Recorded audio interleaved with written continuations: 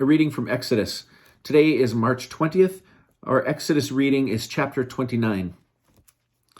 This is what you shall do to them in consecrating them to serve me as priests.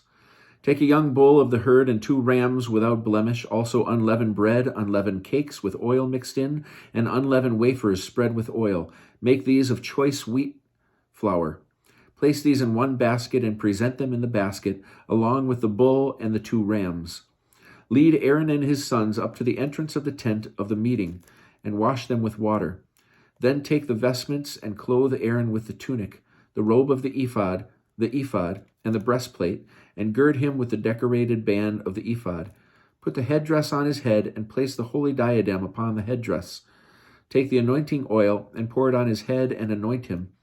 Then bring his sons forward. Clothe them with tunics and wind turbans upon them, and gird both Aaron and wind turbans upon them. And gird both Aaron and his sons with sashes, and so they shall have priesthood as their right for all time. You shall then ordain Aaron and his sons.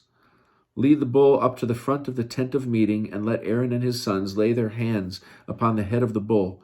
Slaughter the bull before the Lord at the entrance of the tent of meeting, and take some of the bull's blood and put it on the horns of the altar with your finger. Then pour out the rest of the blood at the base of the altar. Take all the fat that covers the entrails, the protuberance on the liver, and the 2 kidneys with the fat on them, and turn them into smoke upon the altar. The rest of the flesh of the bull, its hide, its dung, shall be put to the fire outside the camp. It is a sin offering. Next, take the 1 ram, and let Aaron and his sons lay their hands upon the ram's head. Slaughter the ram, and take its blood and dash it against all sides of the altar. Cut up the ram into sections, wash its entrails and legs, and put them with its quarters and its head.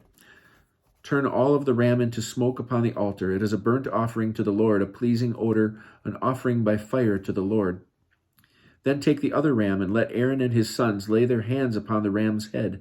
Slaughter the ram, and take some of its blood, and put it on the ridge of Aaron's right ear, and on the ridges of his sons' right ears, and on the thumbs of their right hands, and on the big toes of their right feet, and dash the rest of the blood against every side of the altar round about.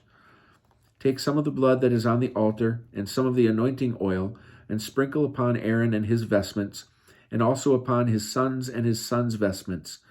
Thus shall he and his vestments be holy, as well as his sons and his sons' vestments.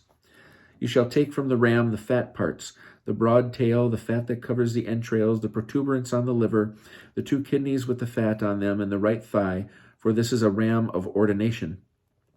Add 1 flat loaf of bread, 1 cake of oil bread, and 1 wafer from the basket of unleavened bread that is before the Lord. Place all these on the palms of Aaron and his sons, and offer them as an elevation offering before the Lord. Take them from their hands, and turn them into smoke upon the altar with the burnt offering as a pleasing odor before the Lord. It is an offering by fire to the Lord. Then take the breast of Aaron's ram of ordination, and offer it as an elevation offering before the Lord. It shall be your portion. You shall consecrate the breast that was offered as an elevation offering, and the thigh that was offered as a gift offering from the ram of ordination, from that with which was Aaron's, and from that with which was his son's, and those parts shall be due for all time from the Israelites to Aaron and his descendants, for they are a gift. And so shall they be a gift from the Israelites, their gift to the Lord out of their sacrifices of well-being.